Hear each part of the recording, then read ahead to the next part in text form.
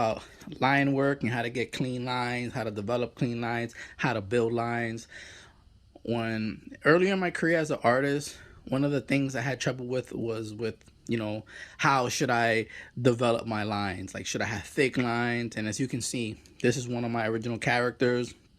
I will have thick lines here, then I have thinner lines in here. And the reason why I do it that way is because it's my style, it's my preference.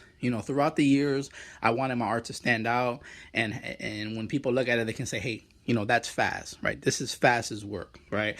And I've shown it to people, and I've done the graffiti thing, and they always say, oh yeah, Fas did that, right? So even friends and family, I'll show them a piece of work, and they say, yeah, this looks like you, right? Not necessarily just the line work, just the character and the way I do the line work, but this is something that I developed because I wanted to develop this trade, I guess this trademark within my work. Whereas that, for example, if you watching this video, you want to draw my characters, I have links, I have Instagram. If you want to save as and redraw my characters, I'm fine with that. If you're gonna be posting on the IG and the YouTube, just show love and tag me so I can, show love back. So I have no problem with you guys, redrawing my characters. But I felt like a lot of people will just draw my characters with a thin line. Like they would just come with a marker and just do like this outline here. But I go the extra mile and do these thicker lines, thinner lines, and that's my trademark. I feel like the same way I do the faces on my characters, that's something that's so unique and so different. It's like no one can really emulate it because it doesn't even make sense, right? It doesn't make sense, right? Just like Peppa Pig, it's a pig but it got the two eyes, and it's like it only makes sense to the artist, right? And that's what I was trying to recreate. But today I want to talk about line work, right? How to get the clean lines, how to build the lines. So let's get this started, right? So normally you start with a sketch, and remember guys, when you're sketching, try not to just try not to come in with these hard lines like this, because then when you try to erase this, it's hard and it gets all nasty.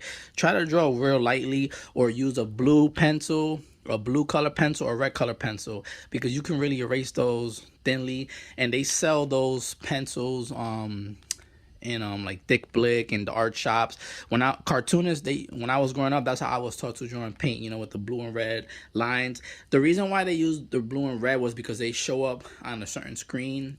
We don't, when you're doing the digital art, you can erase them easily, but the idea that using something lighter is always going to be better. Like when I teach my daughter to draw, I have her use like a light yellow color pencil, or a light yellow Crayola marker, just because when you draw light, you can always go over it with a darker line like I just did there, right?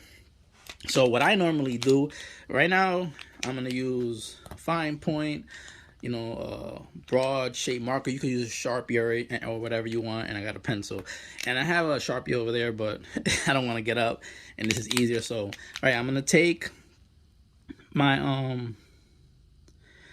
my marker, right, and then what I'm gonna do is, like, I'm not gonna follow the outside, because if I follow the outside, this is what's gonna happen, right? Like the lines all, you can have a clean line, but I don't like that. It's all wiggly and stuff, so I tend to stay on the inside and then I build the outside lines. Right, you can get away with it sometimes, but you see, like there, it's not uniform, so I don't like that, right? So I come in, I just fill in best as I can. See, I don't even hit that corner triangle, right? I just try to stay on the outside. Same thing here. I try to get really close to the edge, but not too much, because right now I'm just doing it on white paper. I'm not gonna fill this in. So if you're doing like line work for your drawings and stuff, and you're gonna color this in with a marker, how would you correct if the line comes out? You can't. You can do that with paint, and that's why I love painting, because if I make a mistake in my lines, I can always come back and correct them. Paint's dry. And remember, you can turn the paper.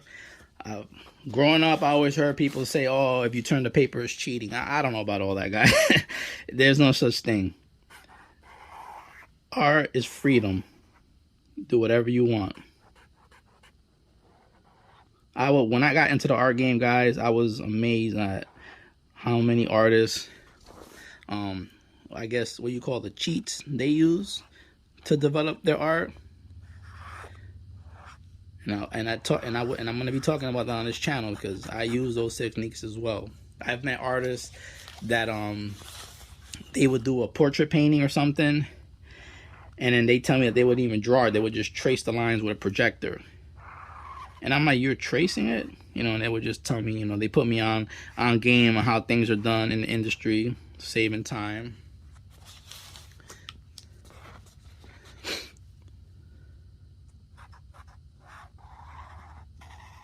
So see, I got some thick lines here. I guess I can hit this one.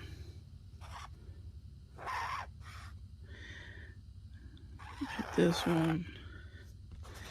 So yeah, I'm not gonna touch the inside because those are thinner lines. Right. So now that we got here, right, if you're watching this, it looks sloppy, the lines are all off. Most people, when they're drawing, I say most people, the average Joe, they're done. I mean, they would come in here with this, and then they'll just hit this real quick. Then they'll, this, I'm gonna do this, and then they do this. Let me just hit these lines real quick.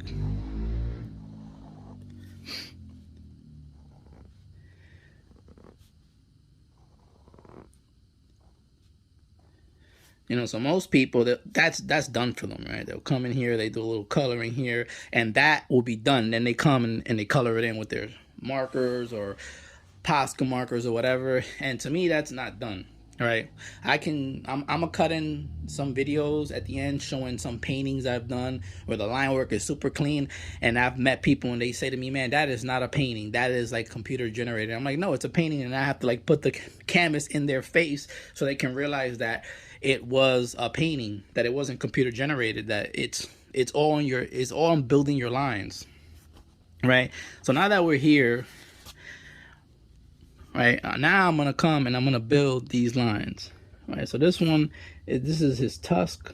This is my RHINO character. And once you start building these lines, guys, you're gonna see how clean it looks. Right, and this is a fine point pen. I use the technical pens because I feel like, I don't know, for some reason those lines come out better, but I only use that when I'm doing my paintings just because the ink is more expensive. So if I'm going to be drawing and sketching, I use, a Pilot pen or whatever this is, Uniball.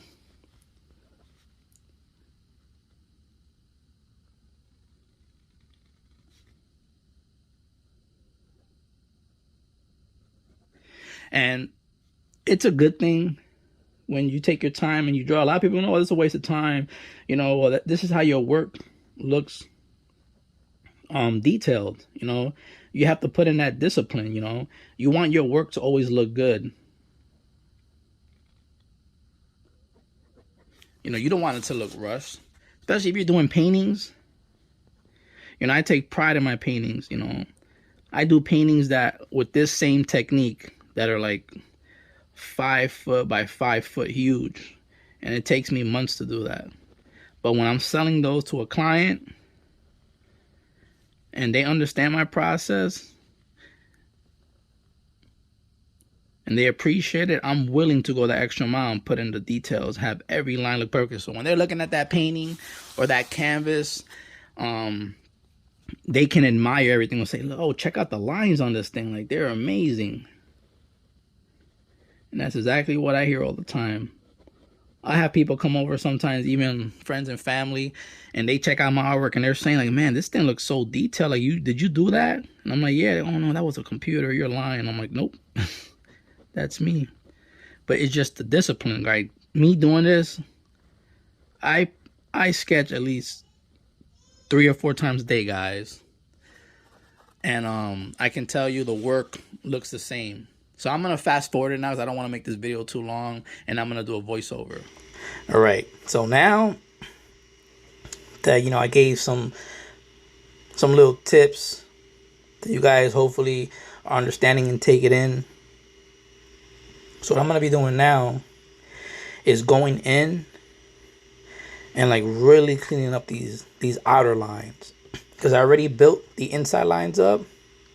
So now I'm just going to go through and see what lines I need to correct. And obviously there's some areas that I'm zooming into that they're shoddy, that they don't really look good. So then, like right now I'm gonna build a tongue. So I come in there, I build it based on the edge that I'm hitting there, and then I come fill it in. And then you can see how just that right there gives that tongue a different look, right? It's not as thick as the outside, but I curved it in, right? And that's just the flow, right? That's just something that after time, after you work on your line work, you're gonna develop this. Like right now, you're gonna say, "Oh, it doesn't make sense." Believe me, a few years ago, if I show you my earlier artwork, well, you can go through my YouTube videos and you'll see a lot of my original line work was dodgy, right? I did a lot of, like, when I was growing up, when I was younger, a lot of my inspiration came from, like, I did like Spawn, like Todd McFarlane, Marvel. I would draw a lot of, like, Venom, Spider-Man, Wolverine. And I was always fascinated by, like, the line work of the artists that would recreate, Venom and Spider-Man. And then I got into that whole, I'm not going to call it a niche, but there were artists that they would do Spider-Man in their own unique style. And they would do Wolverine in their own unique style. There was tons of artists. I don't remember their names. This was years ago. But it's like they would do Spider-Man, but it would look so cool. And they would have like their own flow, their own style. And I always wanted to develop that. So I would emulate like how they would do their line work, the thick and small lines. They also gave those tips how all lines don't have to be uniform. Like in this character, as you can see, like you have the outside real thick, inside real thin. They don't all have to be uniform. They just have to have a flow, right? So, and like I said, guys, by practicing, you'll develop this over time. If you try the first time, second time, yeah, you're going to get frustrated. But remember, it doesn't happen overnight. It happens over time. And as long as you practice and save your art, get sketchbooks. Don't worry about every, piece of art looking good. Just paint, draw a sketch. And if you don't like it, then, put it to the side and then just use it as a remembrance of the mistakes that you made. And like you see right here, I can build that thick line, but then it will connect into the tongue, into the lower shoulder. So I just leave the outside thick and the inner like real thin. Like you see how I'm doing the horn right now, or the tusk of my RHINO character. And you can see the outside is real thick, but the inside is real thin, but it just flows, right? This is something that, depending on your style, what kind of characters you're going to be doing, is going to evolve over time. Like when I'm doing the Fas sets, which are the female characters in the Land of Fas, and I'm doing their hair, like the hair is real flowy. You're going to see a comic book style, I guess, flow in the hair. But then I also bring in those thick lines and those thin lines that don't really make sense, but they look good. And I've always had people tell me, man, like, how do you make these lines look like that? Like, I can't even reproduce that. And that's the thing. Like, that's the trademark in my work. Whereas, like, if, let's say someone tried to emulate my work, and there's nothing, wrong with people emulating your work, unless they're going to, straight up plagiarize and then sell your work as theirs. But I mean, like, I always had that. I want to have my own style. I want to be so unique, but I want to also make it difficult for people to emulate me, because I want to be so different that I don't want no one to ever be able to emulate my work. That I ended up putting this line work, right? Because it takes so much attention to detail to achieve it that it's only behind the artist that's going to be willing to recreate it, right? Like I said, you could draw my character right now, but are you going to get the lines exactly the same? Probably not, right? Because it's something that I recreate, right? But I'm showing you this video as a process so you can use it, in your work, right? You can develop the same kind of thick lines and the same style. But, the thing is that, do you have the discipline to, right? And it just takes so much time and effort. Like we see how right now I'm building this line a little bit longer and thicker, and I'm sharpening out the corners. And you see how I connect, and it just looks so clean and nice, right? That's the attention to detail that I put into my work. And I feel like as an artist, if you're doing that kind of work, your work is going to stand out. You're going to have quality. And on top of that, when I want to scan, I don't even scan my work. Like this picture is so detailed that I just take a picture of it and then I just put it into a black and white drawing in the settings of my phone, and I could just upload this to Paint and I could just, fill it in the color because the lines are so clean. So I don't have to adjust anything, because all the lines are super clean. And if you notice, a lot of people nowadays, they'll do a sketch and then they put it into their, you know, their tablet, but then they're building the lines. And then, you know, they could be up to 2 to 3 hours building lines to get a uniform character. But if you're doing it this way and you're putting all the time on paper, one, you're going to have an original piece of art. Two, you're building your discipline, you know, in your hand, in your mind. And then it'll be easier for you when you go to paint on the computer. So there you go, guys. It's done. Now I have some, you know, pencil lines in there I'm going to erase.